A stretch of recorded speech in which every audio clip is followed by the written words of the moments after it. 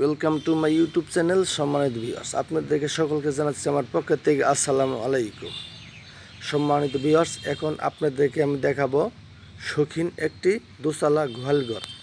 যা সম্মানিত ভিউয়ার্স, যারা তো গরু পালতে চাচ্ছেন 2টা 4টা 5টা 6টা বা 7-8টা পর্যন্ত, মানে মধ্যবিত্ত ফ্যামিলিদের জন্য শৌখিন একটি গোয়ালঘর।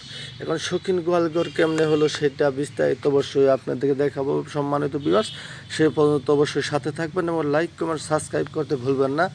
লাইক কমেন্ট সাবস্ক্রাইব আমাকে ভিডিও বানাইতে অনেকখানি উৎসাহিত করে। তাই আমার সম্মানিত ভিউয়ার্স, দেশ প্রবাস যে যেখান থেকে দেখতেছেন ভাবতেছেন একটি গরুর গোয়ালঘর দেবো, সেই ঘরটি কেমন হবে মানে কীভাবে দেবেন সে পরিকল্পিতভাবে এই গোয়ালঘরটি করা হয়েছে। অবশ্যই সেই ভিডিওটি আপনারা অবশ্যই দেখবেন।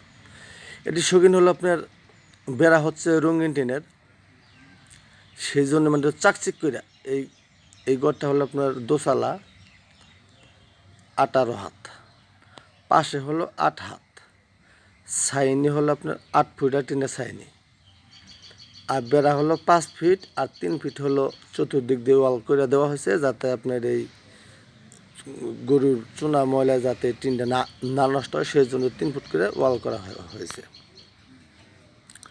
আর এই যে চারিগুলো বানাইছে দেখেন কত সুন্দর, মানে শৌখিনতাভাবে।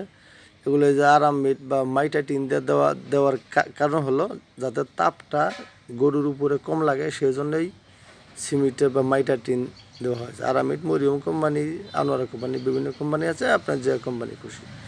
তো ভিউয়ার্স, আপনারা যারা ছোট্ট পরিসরে একটি শৌখিন গোয়ালঘর দিতে চান এইভাবে দেন। যারা বিদেশ থেকে ভাবতেছেন যে বাড়িতে 2-4টা গরু পালবো, এরকম 16 হাত বা 18 হাত গোয়ালঘর ভিউয়ার্স আপনারা দিতে পারেন। তাতে অনায়াসে 7-8টা গরু আপনারা পালতে পারেন। 3 ফুট করে নির্দিষ্ট ওয়াল করবেন যাতে আপনার টিনটা না নষ্ট হয়। 8 ফুটে হাইট করবেন, 5 ফুট বা 4 ফুট দেবেন টিনের বেড়া, আর বাকিটুকু আপনার ওই ওয়াল ওই 3 ইঞ্চিটের গাঁথনি দিয়ে দেবেন, বা অনেকে টাকা থাকলে 5 ইঞ্চি দেয়, সেটা আপনাদের খুশি। তো ভিউয়ার্স, এই সামনে দেখছেন এটা ওরা আগলা, শীতের দিনে এখানে পর্দা দেওয়া হবে, মানে জাপ সিস্টেম করে না।